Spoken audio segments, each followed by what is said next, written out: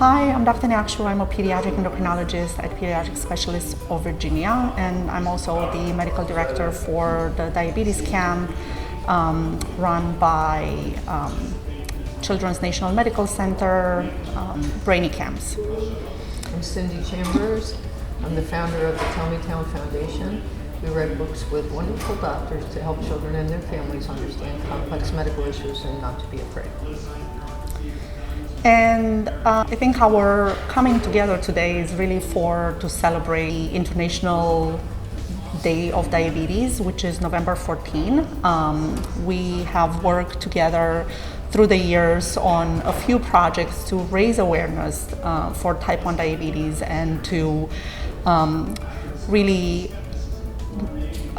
help people understand more what type 1 diabetes is and show how one can live successfully with type 1 diabetes. First, thank all of our patients who are teaching us so much, and their families. They're teaching us about resilience and how to be successful with type 1 diabetes. They're really amazing kids, not only having to deal with everyday life, but also with type 1 diabetes management on top of everything else. So thank you all for that, and thank you, Sydney, for working and making possible this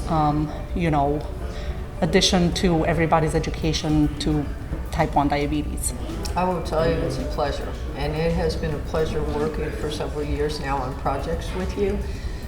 I have learned so much from you on type 1 diabetes and on so many subjects that are important to our health and the health of children. And it has been a journey that has encapsulated not only wonderful things for these families, but the feedback that I get is just unimaginable. It's a little child who had gone into the emergency room and was diagnosed with type 1 diabetes. Didn't understand because he was scared what he was hearing. The parents were doing everything they could to try to understand what was going on, but they were afraid too. They were given a copy of the book that we wrote with you. And the next time I talked to the little boy's mom, she said, "I can't believe how much I learned from Dr. Nachos," which is your wonderful name in the book. How much I learned from Dr. Nachos. We as a family understand type 1 diabetes so much better. And she said her son now feels that he's going to be the hero of his body and take great care of himself. And I have lots of children who have come up and said they're proud now to be the heroes of their bodies. And Dr. Nachos taught them that. So we are so appreciative of that.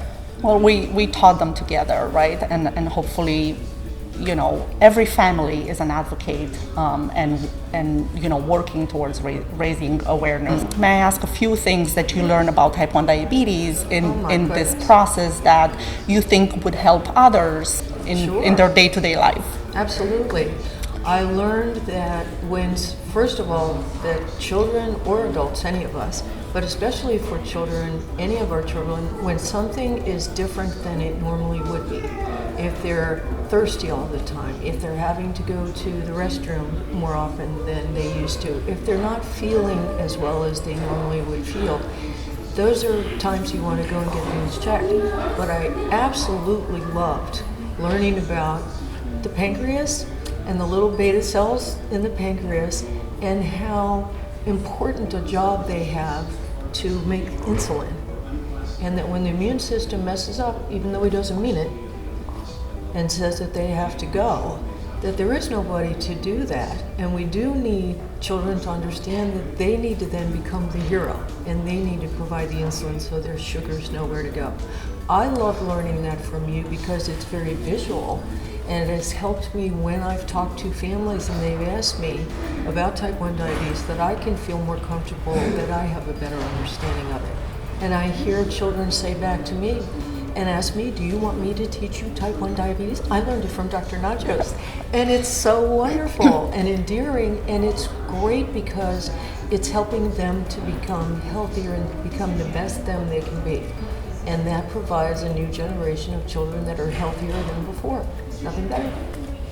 Thank you. Yes, on World Diabetes Day, I just want to bring up the symptoms and signs of diabetes, which are, children who are starting to wet the bed or drinking, peeing more than usual, feeling more tired, and that's because, their body basically doesn't make or makes very little insulin.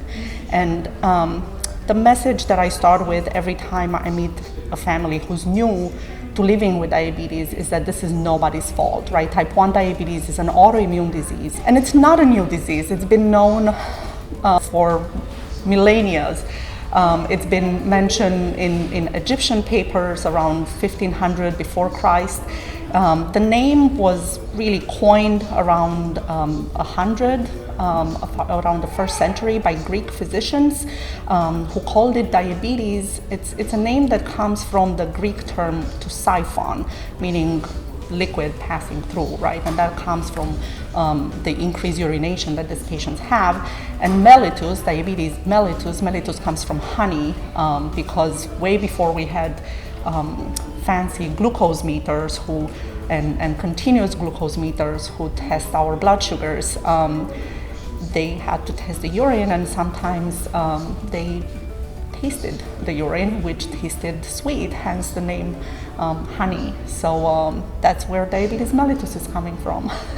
Just want to emphasize, the efforts that were made through centuries, and really recognize all the men and women who dedicated their life towards making life with diabetes better and improving care. And so it was interesting for me to learn that it was only in around 1970s that the first glucose meters were available in the hospital only, and it was in the 1980s that the first glucose meter became available for home use. And then eventually Dexcom launched the first continuous glucose monitor system in around 2006. World Diabetes Day is celebrated November 14, which is the birth of Banting, one of the inventors of insulin, and this is how we celebrate his legacy. The first patient was treated with insulin in 1922, and before that, unfortunately, type 1 diabetes used to be not survivable because there was no treatment. So since 1922, initially they used cow insulin, purified insulin from cows. Then in the 70s, the first human insulin was synthesized, and now we have a lot of different insulins, fast-acting and long-actings, and we have different methods of deliveries, right? Initially it was insulin syringes, and around the 1980s, the insulin pens came on the market. The first insulin pump was in 1970s, and it was about the size of a microwave.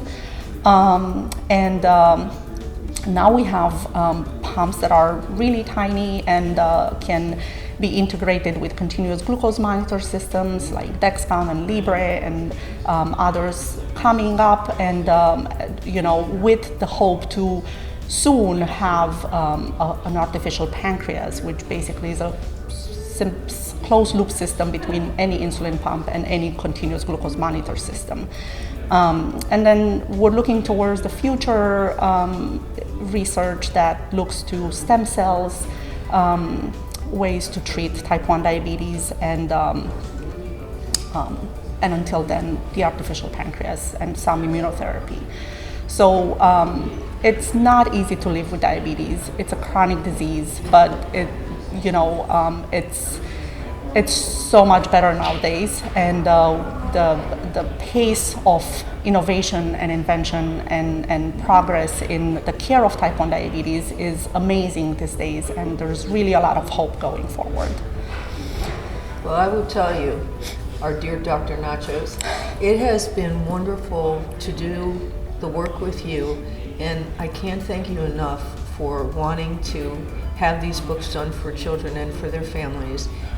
To you and to Pediatric Specialists of Virginia, the biggest thanks, and that comes from so many people. We have over 115,000 fans on our Facebook page in several countries, and we are helping people everywhere thanks to what you've done with us. Thank you for all the work you do to make this complicated condition more understandable to everybody. And again, just contributing with all of us towards our mission of promoting awareness and education for type 1 diabetes and helping our families to do a better and healthier life. So thank you so much.